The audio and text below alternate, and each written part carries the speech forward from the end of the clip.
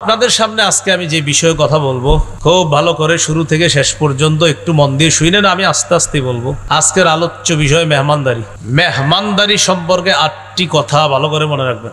মাত্র কয়েকদিন আগে আমরা কোরবানি ঈদ পালন করেছি। কোরবানির ঈদের দিন 10, 11, 12 এর মধ্যে সবচেয়ে সম্মানিত দিন হলো 10ই জিলহজ।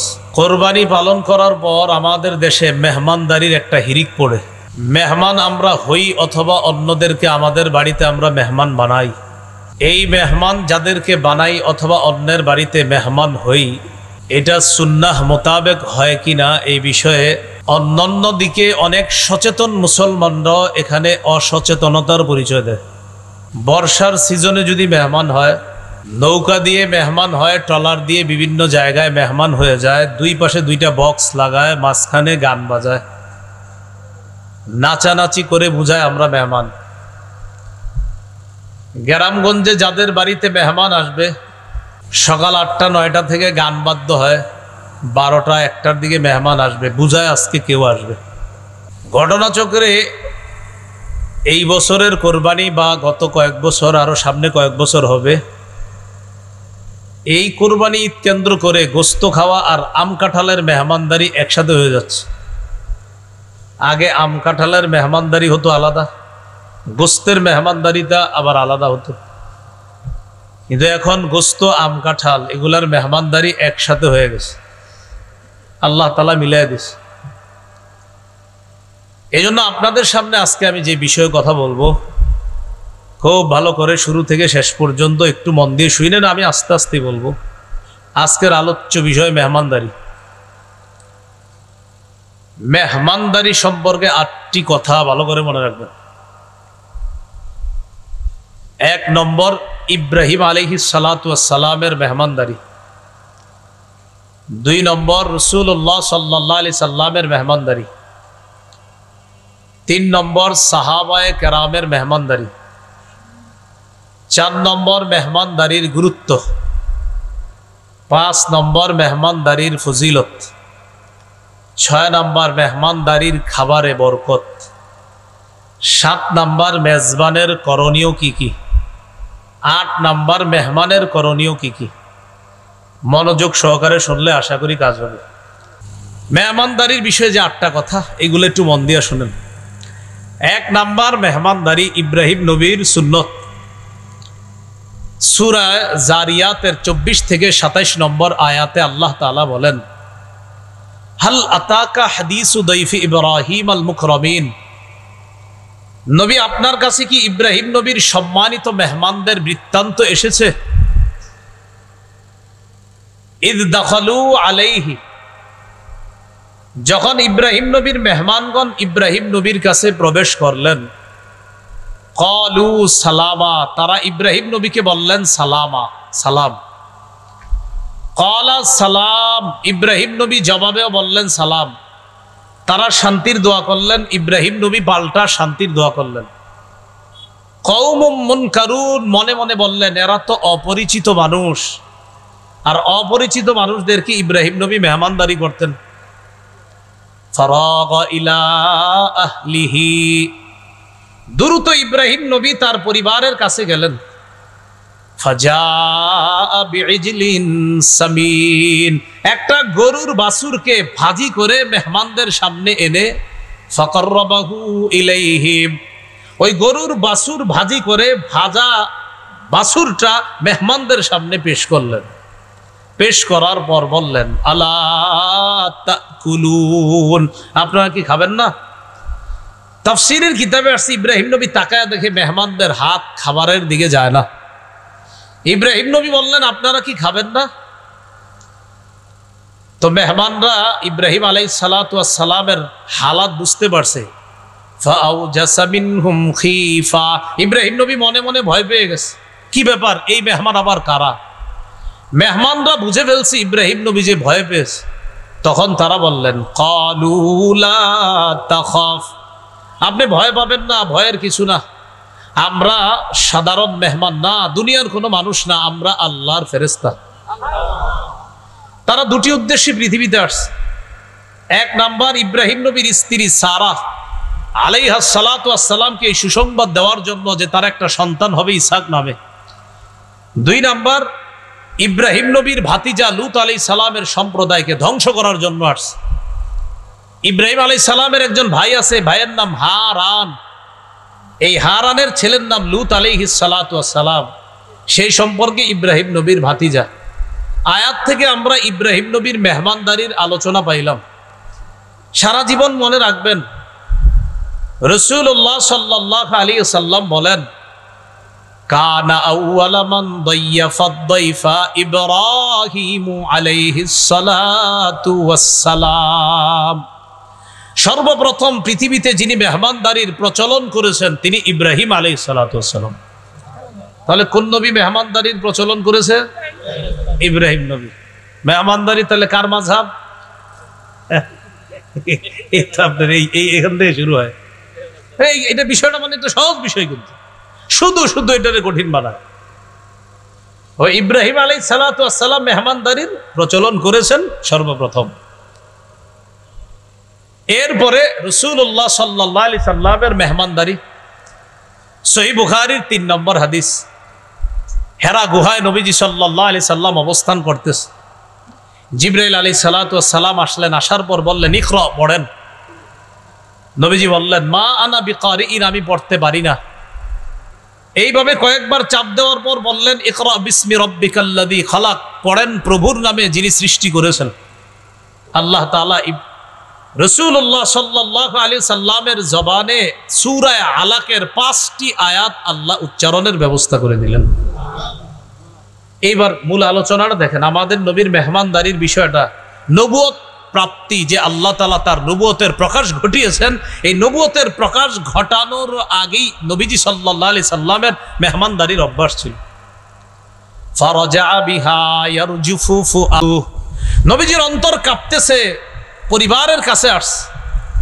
আসার পর বললেন, জাম্মিলুনি জাম্মিলুনি, আমাকে তোমরা কম্বল দিয়ে ঢাকো, আমাকে চাদর দিয়ে ঢাকো তাড়াতাড়ি। ফাজাম্মালুহু, তারা পরিবারের সদস্যরা নবীজিকে চাদর আবৃত করলো, বস্ত্রাবৃত করলো। করার পর সুম্মা ক্বালা লি খাদিজা আও আখবারাহাল খবরা, জিবরিল আমিনকে নবীজি দেখলেন। পুরা ঘটনাগুলো আল্লাহ নবী আম্মাজান খাদিজাকে খুলে বললেন। বলার পর বললেন, খাদিজা লাকাদ খাশিতু আলা নাফসি, আমি নিজের উপর আশঙ্কা করতেছি। খাদিজা, আমার নফসের উপরে আমি আশঙ্কা করতেছি। খাদিজাতুল কুবরা রাদিয়াল্লাহু তাআলা আনহা আমাদের নবীকে বললেন, কাল্লা ওয়াল্লাহ মা ইউখজিকাল্লাহু আবাদা, কখনো না, আল্লাহর কসম, আল্লাহ আপনাকে কখনো লাঞ্ছিত করবে না। কেন করবে না লাঞ্ছিত? কিছু গুণ আছে আপনার, এই গুণ যাদের মধ্যে থাকে তারা রহমতের চাদরে আবদ্ধ থাকে, তাদেরকে আল্লাহ লাঞ্ছিত করে না। কি গুণ? 1 নম্বর, ইন্নাকা লাতাসিলুর রাহিম, আপনি রক্তের সম্পর্ক রক্ষা করেন। 2 নম্বর, তাহমিলুল কাল্লা, আপনি অসহায় দুস্থদের বোঝা বহন করেন। 3 নম্বর, ওয়া তাকসিবুল মা'দুম, নিঃস্ব যারা তাদের সহযোগিতায় আপনি এগিয়ে যান। 4, ওয়া তাকরিদ দাইফা, আপনি মেহমানদারি করেন। 5, ওয়া তুঈনু আলা নওয়াইবিল হক, সত্যের পথে চলতে গিয়ে যারা বিপদগ্রস্ত হয়, দুর্দশাগ্রস্তের মধ্যে পড়ে যায়, আপনি তাদের সহযোগিতা করেন। এই গুণ আপনার মধ্যে আছে। এর মধ্যে একটা হলো মেহমানদারি করা। নবুয়তের প্রকাশ ঘটার আগে থেকেই নবী মেহমানদারি করতেন। আম্মাজান খাদিজা বলেন, এই গুণওয়ালা যেই মানুষ, তাকে আল্লাহ লাঞ্ছিত করতে পারেন না, আল্লাহ আপনাকে লাঞ্ছিত করবে না। তাহলে আমাদের নবীর মেহমানদারি, এটা গেল আজকের আলোচনার দ্বিতীয় আলোচনা। 3, সাহাবীদের মেহমানদারি। রাসূলুল্লাহ সাল্লাল্লাহু আলাইহি সাল্লামের সাহাবীদের মেহমানদারি, এই ব্যাপারে 3টা বর্ণনা আপনাদেরকে শোনাই। সহিহ বুখারীর বর্ণনা 3798 নম্বর হাদিস। এই হাদিসের মধ্যে আসছে, عن أبي هريرة رضي الله تعالى عنه قال أن رجلا أتى النبي صلى الله عليه وسلم, আবু হুরায়রা রাদিয়াল্লাহু তাআলা আনহুর বর্ণনা, এক মেহমান নবীর কাছে আসলেন। আসার পর ফাবাআথা ইলা নিসাইহি, রাসূলুল্লাহ সাল্লাল্লাহু আলাইহি সাল্লাম তার স্ত্রীদের কাছে খবর পাঠাইলেন ঘরে মেহমানদারি করার মতো কোনো খাবার আছে কিনা এই কথা জানার জন্য সব বিবিদের ঘরে খবর পাঠাইলেন। ফাকুলনা মা ইনদানা ইল্লাল মা, সব বিবিরা খবর পাঠাইলেন আমাদের সবার ঘরে পানি ছাড়া আর কিচ্ছু নাই। সমস্ত বিবিদের ঘরে পানি আছে, আর কিচ্ছু নাই। তো নবীজির আয়েশা সংবাদ জানাইছে হুজুর পানি ছাড়া আর কিচ্ছু নাই। নবীজি তখন একটা ঘোষণা করলেন, মাইয়াজুম্মু হাদা আও ইউদিফু হাযা, তোমাদের মধ্যে কে আছে আমার এই মেহমানকে মেহমানদারি করবা? ফাকালা রাজুলুম মিনাল আনসার আনা ইয়া রাসূলুল্লাহ, এক আনসারী সাহাবী দাঁড়িয়ে বললেন হুজুর আমি আছি, আমি আপনার মেহমানকে মেহমানদারি করব। মুহাদ্দিসিনে কেরামের অনেকে লিখেছেন এই আনসারী সাহাবী দ্বারা যিনি উদ্দেশ্য তিনি হলেন আবু তালহা রাদিয়াল্লাহু তাআলা। বলেন তো একজন আনসারী, হাদিসে আসছে একজন আনসারী। মুহাদ্দিসিনে কেরাম এই হাদিসে এক ব্যক্তি দ্বারা কারে উদ্দেশ্য করেন? আবু তালহা। তো আবু তালহা রাদিয়াল্লাহু তাআলা আনহু দাঁড়িয়ে বললেন হুজুর আমি আপনার মেহমানকে মেহমানদারি করব। ফানতালাকা বিহি ইলা ইমরাআতিহি, মেহমানকে নিয়ে তার বিবির কাছে গেছে। যাওয়ার পর বিবিকে বললেন আকরিমি দাইফা রাসূলিল্লাহি সাল্লাল্লাহু আলাইহি ওয়াসাল্লাম, নবীর মেহমানকে তুমি সম্মান করো। আল্লাহ রসুলের মেহমান বাসায় নিয়ে আসছি, এটা কিন্তু সাধারণ মেহমান না, আল্লাহর নবীর মেহমান, কথাটা মাথায় রাখবা, যথাযথ সম্মান করতে হবে। বিবি বললেন এটা আপনি কি করলেন? কেন? মা ইনদানা ইল্লা কুতু সিবিয়ানি ওয়া ফি রিওয়ায়া ইল্লা কুতু সিবিয়ানিনা ওয়া ফি রিওয়ায়া ইল্লা কুতু সিবিয়ান। সর্বনাশ, ঘরে তো বাচ্চাদের রাতের খাবার ছাড়া আর কিছু নেই। আবু তালহা রাদিয়াল্লাহু তাআলা আন তার স্ত্রীকে তিনটা কথা বললেন, যা হওয়ার হয়েছে চুপচাপ শোনো।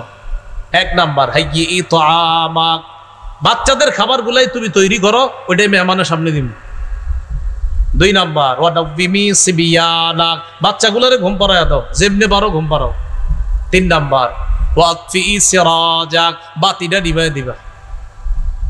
বাচ্চা ঘুম পাড়ায় দিবা, খাবার প্রস্তুত করো, বাতি নিভিয়ে দিবা। তো প্রথমে বাতি জ্বালাইছে, জ্বালানোর পর এদিক দিয়ে বাচ্চাদেরকে ঘুম পাড়াইছে। হাদিসে আসছে হাইয়াত তাআমাহা ওয়া দাওয়ামাস সিবিয়ানাহা ওয়া আসলাহাত সিরাজাহা, বাচ্চাদেরকে ঘুম পাড়াইছে, খাবার প্রস্তুত করছে, বাতি প্রথমে জ্বালাইছে। জ্বালানোর পর সুম্মা কামাত কান্নাহা তাসলিহু সিরাজাহা ফাতফাতহু, বিবি বাতিটারে ঠিক করার অজুহাতে কি করছে? বাতিটা একটু গুতাগুতি করতেছে, হয় না আপনার, এরা ঠিক করবে, এই করতে গিয়ে বাতিটা কৌশলে নিভিয়ে দিছে। এখন আর বাতি জ্বলে না, আসলে জ্বালায় না। তো হাদিসে যে বাক্যটা আসছে এটা আপনাদেরকে আমি শোনাই কি আসছে, ফাজআলা ইউরিয়ানিহি আন্নাহুমা ইয়াকুলান, স্বামী স্ত্রী দুইজন মেহমানকে বুঝাইতেছে আপনিও খান আমরাও খাইতেছি। অন্ধকার, মেহমান খাইতেছে, এদিক দিয়ে স্বামী স্ত্রী দুইজন বুঝাইতেছে আপনিও খান আমরাও খাইতেছি। তারাও খাওয়ার অভিনয় করতেছে। বাতি কিন্তু জ্বলবে না, কারণ বাতি জ্বলবে কেমনে? বাতি তো ইচ্ছা করে জ্বালাইতেছে না। তো মেহমানদারির পর্ব শেষ, যা হবার হয়েছে। ফালাম্মা আসবাহা গাদা ইলা রাসূলিল্লাহি সাল্লাল্লাহু আলাইহি ওয়াসাল্লাম, সকালে নবীজির কাছে গেছে। যাওয়ার পর নবীজি সাহাবীর দিকে তাকায় বলে লাকাদ আজিবাল্লাহ মিন সানিইকুমা বিদাইফিকুমা আল-লাইলা ওয়া ফি রিওয়ায়াতিন উখরা দাহিকা রাব্বুনা আল-লাইলা দাহিকাল্লাহু আল-লাইলা। কি ব্যাপার, তুমি আর তোমার বিবি গত রাতে মেহমানের সাথে কি করেছ? তোমাদের এই সুন্দর কর্মকাণ্ড আর মেহমানদারিতে আল্লাহ এত খুশি হয়েছে, খুশিতে আল্লাহ হেসে দিয়েছে।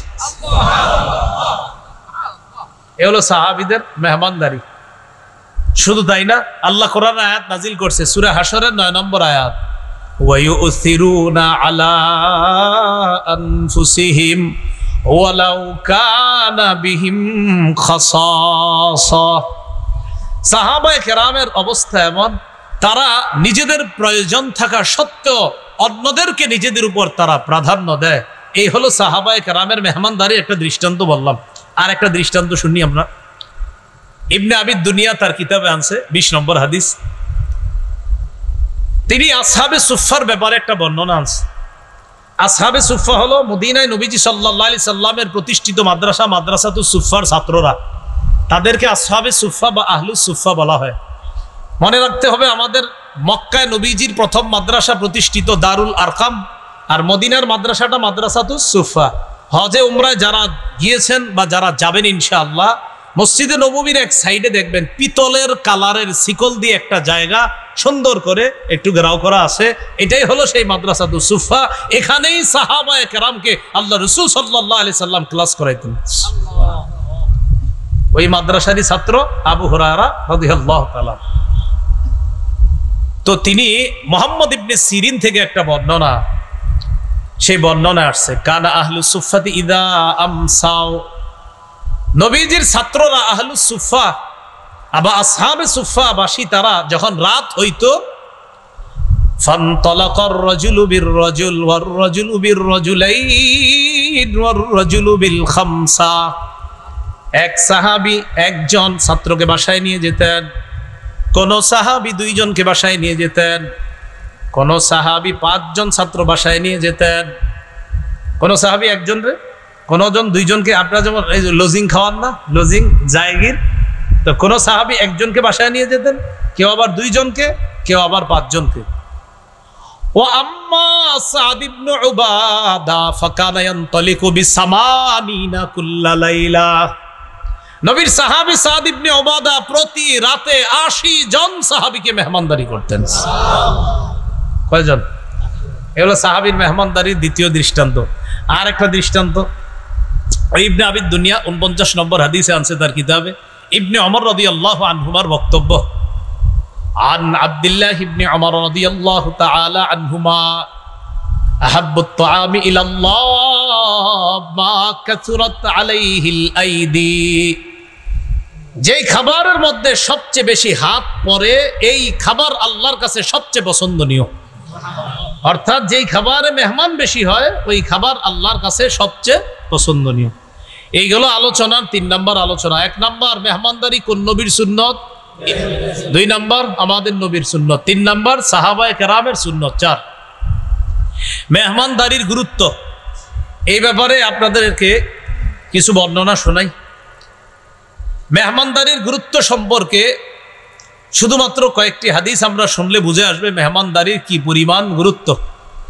সহিহ বুখারীর ৬৪৭৫ নম্বর হাদিস, এই হাদিসের মধ্যে আসছে قال رسول الله صلى الله عليه وسلم من كان يؤمن بالله واليوم الآخر, রাসূলুল্লাহ সাল্লাল্লাহু আলাইহি সাল্লাম বলেন যে আল্লাহ বিশ্বাস করে, আখিরাত বিশ্বাস করে, ফাল ইউকরিম দাইফা, সেজন্য মেহমানকে সম্মান করে। লম্বা হাদিস, হাদিসের সর্বশেষ বাক্যটা ফাল ইউকরিম দাইফা, যে ব্যক্তি আল্লাহ বিশ্বাস করে, আখিরাত বিশ্বাস করে, সেজন্য মেহমানকে সম্মান করে।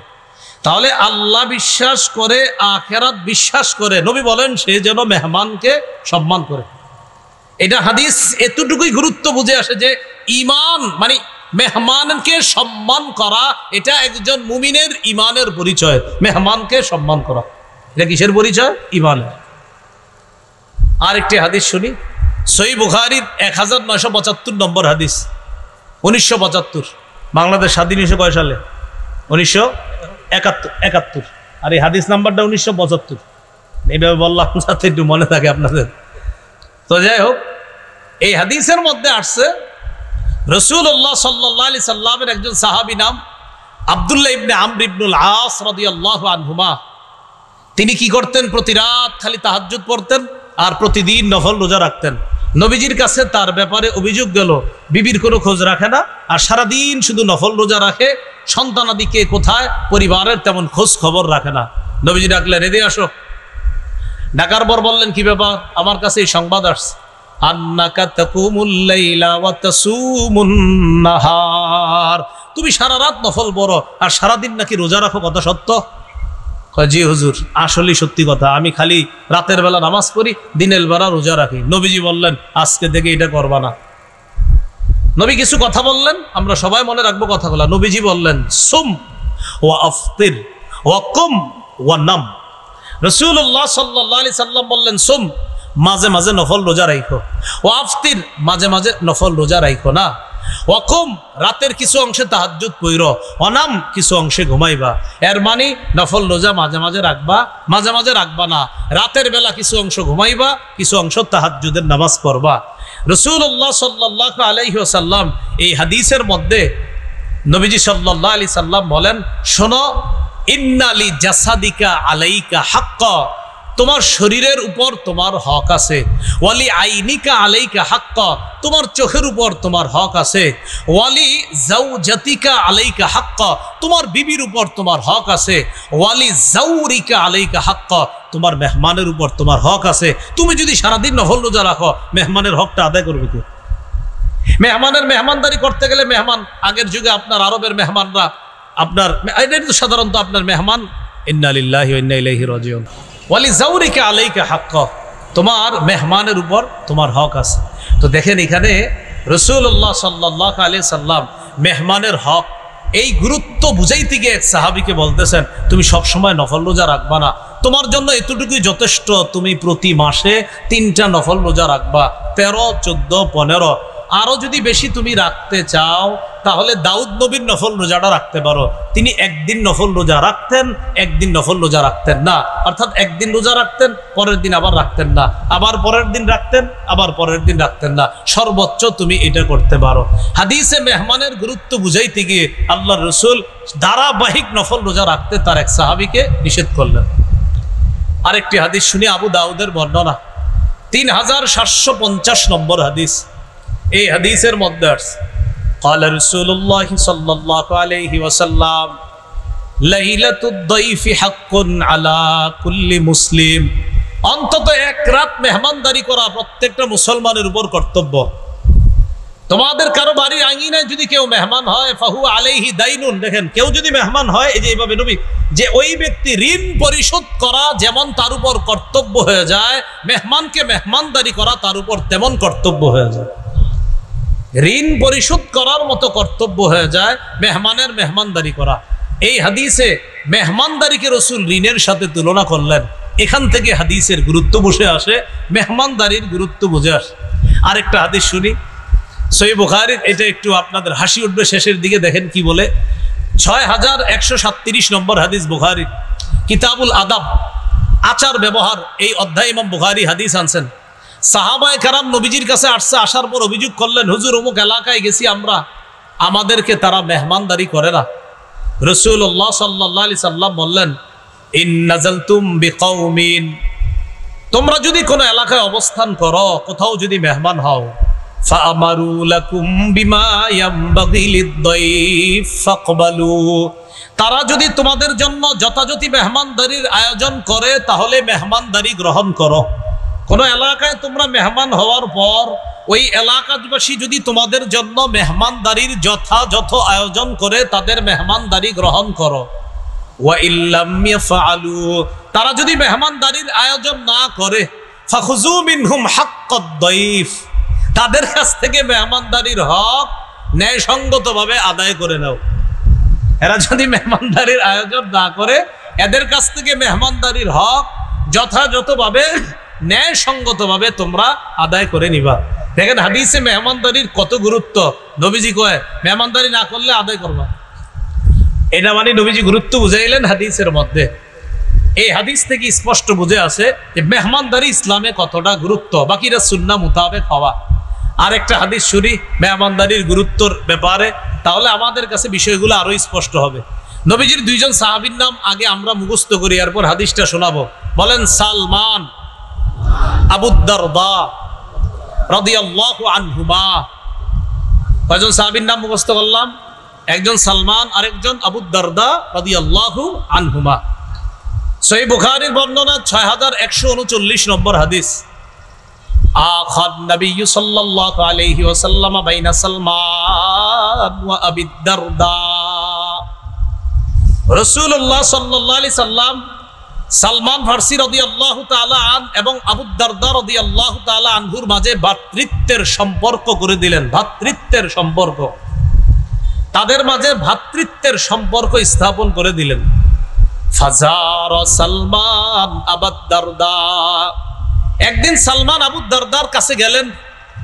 যাওয়ার পর গিয়ে দেখে রাআ উম্মাদ দারদা মুতাবাদদিলাতান, আবু দারদার স্ত্রী তার কাপড় চোপড় ময়লা। হযরত সালমান বললেন, কি ব্যাপার, তোমার কাপড় চোপড় এত ময়লা কেন? তখন তার স্ত্রী জবাব দিলেন, আখুকা আবু দারদা লাইসা লাহু হাজাতুন ফিদ দুনিয়া, আপনার ভাই আবু দারদা এত দুনিয়ার কোনো খোঁজ খবর রাখে না, কোথায় তার বিবি, কোথায় তার পরিবার, এগুলা খোঁজ খবর রাখে না, তো আমার কাপড় চোপড় ময়লা থাকবে না কি থাকবে? এই কথা বলার পর একটু পর ফাজা আবু দারদা রাদিয়াল্লাহু তাআলা আনহু বাসায় আসছে। কোন সাহাবী তার বাসায় আসছে? সালমান। না, সালমান কার বাসায়? আবু দারদা বাড়িতে ছিলেন না, একটু পরে আসছে। আসার পর সনা আলাহু তাআমা, বলেন তো মেজবান কোন সাহাবী?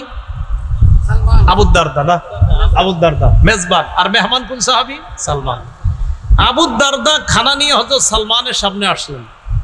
আসার পর বললেন, কুল ফাইন্নী সাইম, তুমি খাও আমি রোজাদার, তুমি খাও আমি রোজাদার। হযরত সালমান জবাব দিলেন, লা আকুলু হাত্তা তাকুলু, অথবা এইভাবে বলছেন, মা আনা বিআকিলিন হাত্তা তাকুলা, আপনি না খাওয়া পর্যন্ত আমি খাবো না। মা আনা বিআকিলিন হাত্তা তাকুলা, তুমি না খাওয়া পর্যন্ত আমি খাবো না। আমি তো রোজাদার, কখন নফল রোজা আছেন, ভাঙ্গেন, আপনি না খাইলে আমি খাবো না, আপনি না খাইলে আমি খাবো না। আবু দারদা রাদিয়াল্লাহু তাআলা আনহু কি করবে? মেহমানের সম্মান করতে হবে, তো মেহমানের সম্মান রক্ষা করতে গিয়ে নফল রোজা ভেঙে ফেলছে। হাদিসে মেহমানের গুরুত্ব যেটা বুঝাইলাম। খাবার খাইছে, খাওয়ার পর এবার রাত হইছে, তো রাতের বেলা সারা রাত নফল নামাজ পড়ে, বিবির খোঁজ খবর রাখে না আবু দারদা। তো সালমান ফার্সি ওই দিন কি করছে? আবু দারদা তার সাথেই শুইছে, ওই সালমানের সাথে। ফালাম্মা কানাল লাইল, রাত্র হওয়ার সাথে সাথে জাহাবা আবু দারদা ইয়াকুম, আবু দারদা নামাজে দাঁড়ায় গেছে। হযরত সালমান বললেন, এই কি হইছে? কয় নামাজ পড়বো। কয় নাম, ঘুমান। তো ঘুম পাড়ায় দিছে। ঘুম পাড়ানোর পর একটু পরে ঘুমায় আবার উঠছে। ওঠার পর সালমান ফার্সি বলেন, কি হয়েছে? নামাজ পড়বো। কয় নাম, ঘুমান। এ নাম মানে আপনার আবার নাম বাংলা নাম বুঝছেন না, নাম আরবি, আরবির বাংলা মানে ঘুমানো। হ্যাঁ, এই নাম মানে আরবি, আমরে হাজের ওয়াহিদ মুজাক্কার হাজিরের সিগা, নাম মানে ঘুমানো। তো নাম, আপনি ঘুমান। তো আবার ঘুমাইছে। ঘুমানোর পর ফালাম্মা কানা আখিরুল লাইল, যখন শেষ রাত হলো, তখন দুই সাহাবী দাঁড়িয়ে সাল্লায়া তাহাজ্জুদের নামাজ আদায় করছে। এবার দেখেন ঘটনা যা হওয়ার হয়েছে। সকাল হওয়ার পর আবু দারদা রাদিয়াল্লাহু তাআলা নবীজির কাছে গেছে। কে গেছে? মেহমান না মেজবান? মেজবান। যাওয়ার পর বলতেছে, হুজুর এরকম এরকম, আমি রাতে নামাজ পড়ি, দিনে রোজা রাখি। আপনার সাহাবী সালমান দিনের বেলা আমার নফল রোজা ভাঙাইছে, আর রাতের বেলা গত রাতে আমার নামাজ পড়তে দেয় নাই। আমি নামাজে দাঁড়াইছি, কয় ঘুমাও, আবার দাঁড়াইছি, কয় ঘুমাও। শেষ রাতে আমিও তাহাজ্জুদ পড়ছি, সেও পড়ছে। নবীজি বললেন, সাদাকা সালমান, সালমান যেটা করেছে সত্য করেছে, সঠিক কাজটাই করেছে। কি করছে? সঠিক কাজ। তো এখান থেকে আমরা মেহমানদারির গুরুত্ব বুঝলাম। আমাদের মেহমানদারি হওয়া, আমাদের চলন বলন, এটা সুন্নাহ মোতাবেক হতে হবে। এই গেল আজকের আলোচনার চতুর্থ আলোচনা। পঞ্চম আলোচনা, মেহমানদারির ফজিলত। এই ব্যাপারে কয়েকটি হাদিস শোনেন। তিরমিজির বর্ণনা 1855 নম্বর হাদিস, মেহমানদারির সবচেয়ে শ্রেষ্ঠ ফজিলত, মরবেন জান্নাতে যাবেন। সুবহানাল্লাহ। 1855 নম্বর হাদিসে রাসূল সাল্লাল্লাহু আলাইহি সাল্লাম বলেন, উবুদুর রহমান ওয়া আতঈমুত তাআম ওয়া আফশুস সালাম তাদখুলুল জান্নাতা বিসালাম। তোমরা রহমানের ইবাদত করো, তোমরা খাবার খাওয়াও, তোমরা সালামের ব্যাপক প্রচার করো, মরণের পর নিরাপদে জান্নাতে প্রবেশ করো। তোমরা রহমানের ইবাদত করো, তোমরা খাবার খাওয়াও, তোমরা সালামের ব্যাপক প্রচার করো, মরণের পর নিরাপদে জান্নাতে প্রবেশ করো। আরেকটা ফজিলত শোনেন, তিরমিজির বর্ণনা 2527 নম্বর হাদিস, 2527 2527 2527 2527। এই হাদিসের মধ্যে আছে, قال رسول الله صلى الله عليه وسلم إن في الجنة لغرفا يرى بطونها من ظهورها وظهورها من بطونها জান্নাতে কিছু অনিন্দ্য সুন্দর বালা প্রাসাদ আছে, বালাখানা আছে, রাজপ্রাসাদ আছে, সুন্দর বালাখানা। যেই বালাখানার ভিতরের সৌন্দর্য বাহির থেকে আর বাহিরের সৌন্দর্য ভিতর থেকে দেখা যায়, এমন কিছু সুন্দর বালাখানা আছে। এক গ্রাম্য ব্যক্তি দাঁড়াইছে, দাঁড়ানোর পর বললেন, লিমান হিয়া ইয়া রাসূলুল্লাহ, হুজুর এই সুন্দর বালাখানা কাদের জন্য? নবীজি বললেন, যাদের মধ্যে 4টা গুণ থাকবে তাদের জন্য। সুবহানাল্লাহ। কয়টা গুণ? এক, লিমান আতাবাল কালাম, যে সুন্দরভাবে কথা বলে, উত্তম কথা বলে। 2 নাম্বার আতআমাত তাআম, যে অন্যকে খাবার খাওয়ায়, মেহমানদারি করে। 3 নাম্বার ওয়া আদামাস সিয়াম, যে প্রায় সময় নফল রোজা রাখে, মানে মাঝে মাঝে আর কি নফল রোজা রাখে। 4 নাম্বার ওয়া সাল্লা বিল লাইলি ওয়ান নাসু নিয়াম, মানুষ যখন রাতে ঘুমায় সে তাহাজ্জুদের নামাজ পড়ে। জান্নাতের ওই সুন্দর বালাখানা তাদের জন্য প্রস্তুত করা হয়েছে। তাহলে কয় শ্রেণীর জন্য ওই বালাখানা? কয় গুণওয়ালার জন্য? 4। লিমান আতাবাল কালাম, উত্তম কথা বলে। 2 নাম্বার আতআমাত তাআম, খাবার খাওয়ায়। 3 নাম্বার আদামাস সিয়াম, রমজানের রোজা সহ অন্যান্য যে নফল রোজাগুলো আছে, রোজা তো রাখবেই, আর নফল রোজাগুলা প্রায় সময় সে রাখে।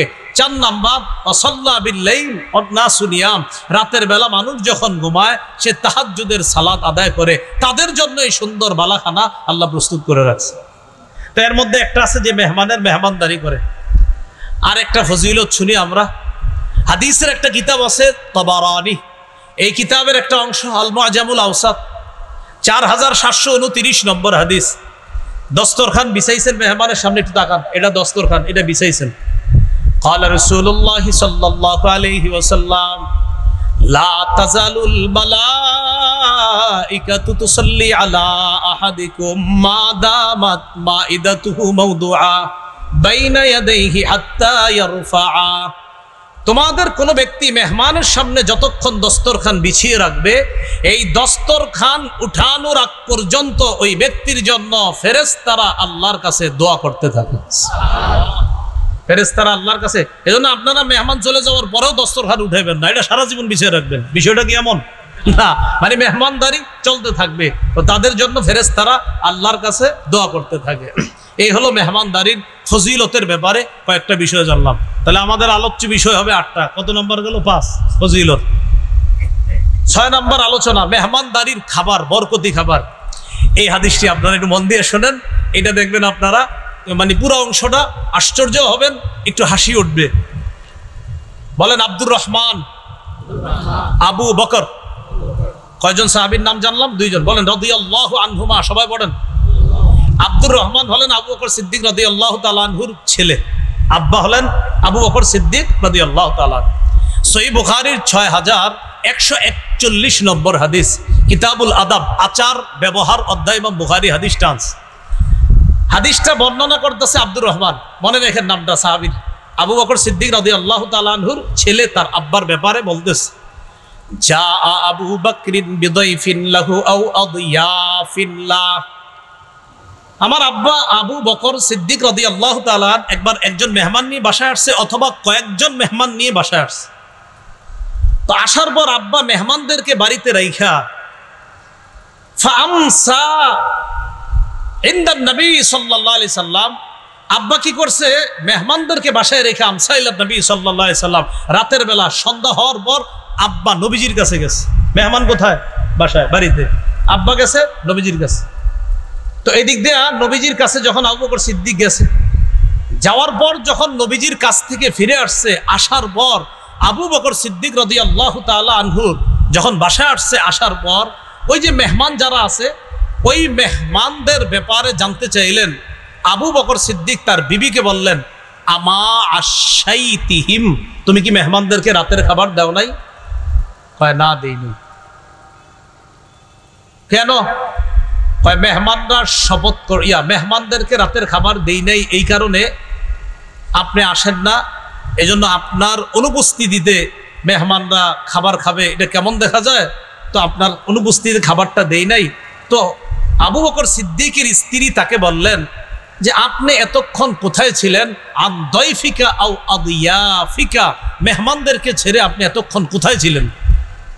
তো আবু বকর সিদ্দিক বললেন, আমি নবীর কাছে ছিলাম, যেখানে ছিলাম, খাবার দাও নাই রাতের? কয় না। হাদিসে আসছে ফাগাদিবা আবু বকরিন, এতক্ষণ হয়েছে খাবার না দেওয়ায় তিনি রাগ করলেন। ফাসাব্বা, বকাঝকা করলেন। ওয়াজাদ্দা, শুধু বকাঝকা না, তিনি এতটা রাগ করে ফেললেন, ওই মেহমান যারা আছে তাদের ব্যাপারে বকাঝকা করে, তাদের উপর রাগ করে আবু বকর সিদ্দিক বললেন, হালাফা লা ইয়াকুলু, শপথ করে বললেন, ধুর আমি আজকে খাবো না। আবু বকর সিদ্দিক শপথ করে বললেন আজকে খাবে না। এই শপথ করার পর ওই যে আবু বকর সিদ্দিকের ছেলে, আলেম ছাড়া অন্যরা মেহরবানি করে একটু জবাব দেন, কি নাম? আব্দুর রহমান। আমি ভয়ে ইখতাবা তু পলায় রইছি, কারণ আমারই তো এখন ধরবে। তুই কইছিলি? তুমি কোথায় ছিলা? তো ইখতাবা তো, আমি লুকায় রইছি। আমারে বুঝে ফেলছে। আব্বা হঠাৎ দূর থেকে বলতেছে, আড়াল থেকে, আব্দুর রহমান, এই কথা বলে বলতেছে আমারে, ওহে মূর্খ। কি বলছে? বলছে ওহে মূর্খ, তুমি কোথায় ছিলা? এইভাবে রাগ করে বলছে। তো এই জন্য আমি আগে থেকে লুকিয়ে রয়েছি। বলতে এই ওটা কোথায়, তুমি কোথায় ছিলা, খাবার দাও নাই কেন? এরকম বলে না আমাদের বাবারা? তো এরকম। তো আবু বকর সিদ্দিক শপথ করছে খাবে না। শপথ করার পর আবু বকর সিদ্দিকের বিবি, উনি কি করছে? হালাফাতিল মারআতু আল্লা তাকুলা, উনিও শপথ করছে খাবে না। স্ত্রী শপথ করছে, ঠিক আছে আমিও খাবো না। তো হাদিসের বর্ণনাটা এমন, আব্দুর রহমান বলেন করছে, আল্লাহ তাতআমা হাত্তা ইয়াতআমা, আব্বা যতক্ষণ না খাবে আম্মাও খাবে না। মেহমানরা এই কথা শুই না হালাফু, হেরাও শপথ করছে খাবে না। এটা বুখারীর বর্ণনা, 6141 নম্বর হাদিস। তো আবু বকর সিদ্দিক আয়েশা যখন শুনছে খাবার দিতে দেরি, শপথ করছে খাবো না। স্ত্রী শপথ করছে আমিও খাবো না। মেহমানরা শোনার পরে, তো হাদিসে মেহমান হয়তো একজন বা কয়েকজন, তো হয়তো হালাফা মেহমান শপথ করছে, অথবা হালাফু আল্লা ইয়াতআমু, অথবা হালাফা আল্লা ইয়াতআমা, মেহমান শপথ করছে অথবা মেহমানগণ শপথ করছে আমরাও খাবো না। হাত্তা ইয়াতআমা, আবু বকর সিদ্দিক যতক্ষণ না খাবে আমরা খাবো না। তো বিবিও কয় স্বামী না খাইলে আমি খাবো না, মেহমানরা কয় আবু বকর সিদ্দিক রাদিয়াল্লাহু তাআলা না খাইলে আমি খাবো না। আবু বকর সিদ্দিক রাদিয়াল্লাহু তাআলা, আল্লাহু আকবার বলেন একবার। তিনি বললেন, কান্না হাযা মিনাশ শায়তান, এই কর্মকাণ্ডগুলা শয়তানের পক্ষ থেকে হচ্ছে। আবু বকর সিদ্দিক বললেন এগুলা সব শয়তানের পক্ষ থেকে হচ্ছে। ফাদাবিল বিত্তাম, খাবার আনাইছে, খাবার আনো। ফাআকালা ওয়া আকালু, আবু বকর সিদ্দিক খাইলেন, মেহমানরাও খাইলেন। খাওয়ার এক পর্যায়ে তাকায়া দেখে কি, রবা মিন আসফালিহা আকসারু মিনহা ফাজআলু, দেখেন কি আসছে আপনার, ফাজআলু, তারা সবাই লোকমা নিয়ে নিয়ে খাবার খাইতেছিল। তো ফাজআলু লা ইয়ারফাউনা লুকমাতান ইল্লা রাবা মিন আসফালিহা আকসারু মিনহা, যতক্ষণ খালি লোকমা উঠায়, মেহমানদারির খাবারে যতক্ষণ লোকমা উঠাইতেছে ততক্ষণ ওই লোকমার নিচে খাবার আরো বাইরে যেতেছে। অথচ এখন শপথ করছে কেউ খাবে না। এই বরকতি খানার ব্যাপারে আবু বকর সিদ্দিক শপথ করছিলেন আমি খাবো না, স্ত্রী শপথ করছে। ভালো আছেন? আবু বকর সিদ্দিক রাদিয়াল্লাহু তাআলা আনহু শপথ করছে খাবে না, স্ত্রী শপথ করছে খাবে না, মেহমানরা শপথ করছে খাবে না। আবু বকর সিদ্দিক রাদিয়াল্লাহু তাআলা আনহু বলছেন গোটা বিষয়টা শয়তানের পক্ষ থেকে হইতেছে, খাবার আনো। খাবার আবু বকর সিদ্দিক খাওয়া শুরু করলেন, বিবিও খাইলেন। তা দেখেন মেহমানদের সম্মানে তিনি শপথ ভঙ্গ করলেন, তিনিও খাইলেন, মেহমানরা খাইলেন। শুধু খাইলেন এমন না, হাদিসে যে বিষয়টা আসছে, ফাজআলু লা ইয়ারফাউনা লুকমাতান ইল্লা রাবা মিন আসফালিহা আকসারু মিনহা, যত লুকমা উঠায় লোকমার নিচে খাবার আরো বাড়ে। তো বলছিলাম মেহমানদারি না বরকতি খাবার, মেহমানদারি কি খাবার? বরকতি। এলো 6 নাম্বার। হুজুর আর 2টা আছে, 8টা কথা, তাহলে আর 2টা, কিন্তু রাত অনেক হয়ে গেছে, এই 2টা সংক্ষেপে হয়ে যাবে। 7 নাম্বার কথা হলো মেজবানের করণীয়। তার করণীয় মেজবান, মেহমান আসার পর মেজবান এগিয়ে গিয়ে তাকে স্বাগত জানাবে, সালাম দিবে, মুসাফা করবে। হাদিসে আসছে মা মিন মুসলিমাইনি ইয়ালতাকিয়ান ফায়াতাসাফাহান, 2 মুসলমান যখন সাক্ষাৎ করে, মুসাফা করে, ইল্লা গুফিরা লাহুমা ক্বাবলা আইয়াফতারিকা, তারা পৃথক হওয়ার আগে তাদের গুনাহগুলো মাফ হয়ে যায়। মেজবানের 2 নাম্বার করণীয় তাড়াতাড়ি মেহমানদারির আয়োজন করবে।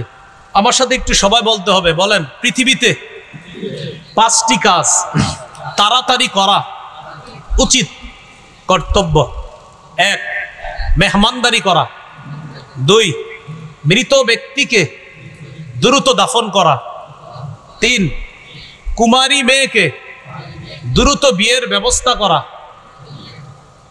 4, ঋণ পরিশোধ করা। 5, গুনাহ থেকে দ্রুত তওবা করা। তাহলে কয়টা কাজ দ্রুত করতে হবে? 5টা। 1 নম্বর মেহমানদারি করা, 2 নম্বর মৃত ব্যক্তিকে দ্রুত দাফন করা, 3 নম্বর কুমারী মেয়ের দ্রুত বিয়ের ব্যবস্থা করা, 4 নম্বর ঋণ থাকলে দ্রুত পরিশোধ করা, 5 নম্বর গুনাহ থেকে নগদ তওবা করা।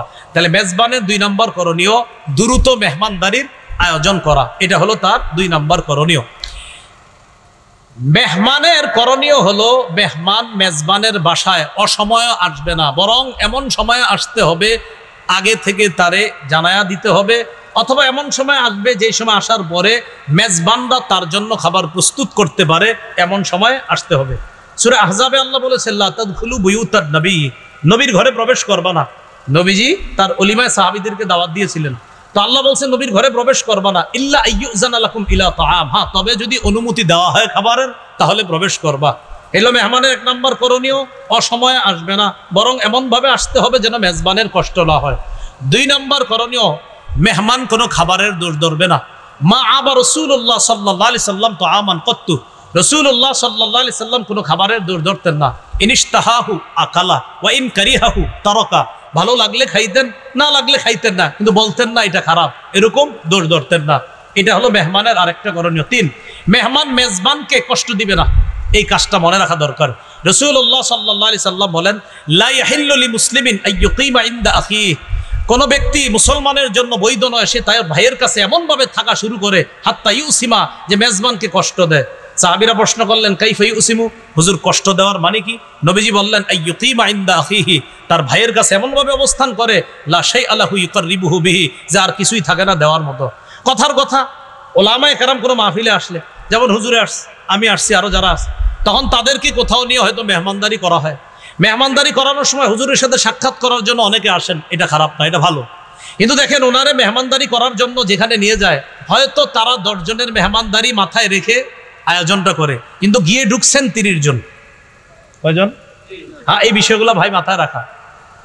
মেহমান যেই ঘরে গেছে হয়তো তারা আয়োজন করছে 10 জন, এটাই স্বাভাবিক, 30 জনের তো আয়োজন করে না নিশ্চিত। ওই বেচারা কি করে তখন লজ্জায় বলতেও পারে না, যান চানাচুর দেয়, কমলা দেয়, আনার দেয়, আঙ্গুর দেয়, যেন এগুলো খায়া তুইলা যায় অন্যরা, না যাবো না আমরা। ভাই বিষয়গুলা মাথায় রাখা। এই জন্য হুজুর যার সাথে মুসাফা করতে যান উনিও তো বলবে না চলে যান, কারণ উনি এখানে মেহমান, উনি তো এই কথা আপনাদেরকে বলতে পারে না। আবার মেজবানও বলতে পারতেছে না যে দেখেন 10 জনের মেহমানদারির আয়োজন আছে, বাকি 20 জন চলে যান, বেচারাও বলতে পারে না। এটা আমাদের আকল খাটাইতে হবে, এই বিষয়গুলো যেন না হয়। ভাই আমরা এগুলো মনে রাখবো কিন্তু ইনশাল্লাহ।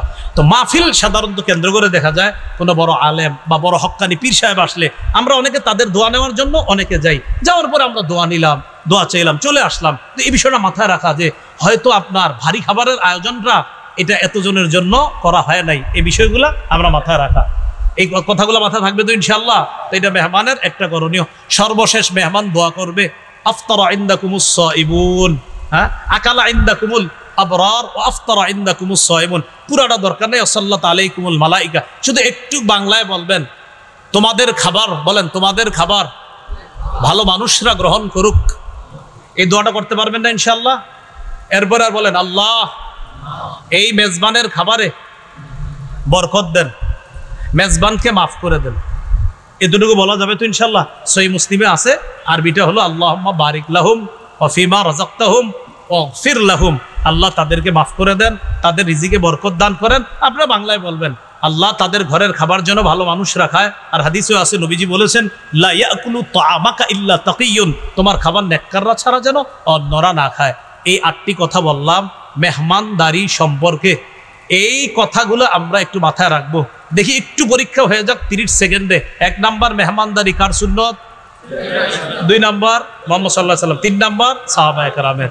মেহমানদারির গুরুত্ব 4 নাম্বার, 5 নাম্বার ফজিলত, 6 নাম্বার বরকতি খাবার। কোন সাহাবীর ঘরে যেন মেহমানদারি খাবারে বরকত হয়েছিল? আবু বকর সিদ্দিক। 7 নাম্বার মেজবানের করণীয়, 8 নাম্বার মেহমানের করণীয়। আল্লাহ আমাদের সকলকে যে কথাগুলা শুনলাম বললাম, আমরা উঠাউঠি শুরু করব না, সবাই সামনে আগে আসেন মেহরবানি করে একটু। যদি এতক্ষণ কিছু শিখে থাকেন একটু এগিয়ে আসি ভাই, পিছনে যারা একটু এগিয়ে আসি, আমরা উঠবো না, আল্লাহর রাস্তায় মহাব্বতের সাথে বলি একটু এগিয়ে আসেন সবাই, যারা আসবেন দোয়া করব, যারা আসবেন দোয়া করবো ইনশাল্লাহ, একটু মহাব্বতের সাথে এগিয়ে আসেন, আল্লাহ যেন আপনাদের সাথে জান্নাতে দেখা করায় দেয়। তো একটু এগিয়ে আসেন, এগিয়ে আসেন, আল্লাহর রাস্তায় একটু এগিয়ে আসেন মেহেরবানি করে, আমরা এই মজমাটা নষ্ট করব না ভাই, পিছন থেকে একটু এগিয়ে আসি আমরা সবাই। এবার যারা আছি এখানে আমরা এইভাবে সুন্দর করে দুই হাত তুলি, শুধু মজলিসে যারা আছি, বাস মঞ্চে ওলামায়ে কেরাম দরকার নেই, এইভাবে যারা আছি মজলিসে একটু হাত তুলি দুই। এই যে মাশাআল্লাহ দেখেন এই জমে জমে বসছেন, সুন্দর দেখা যাইতেছে, হাত হাত নামায়েন না।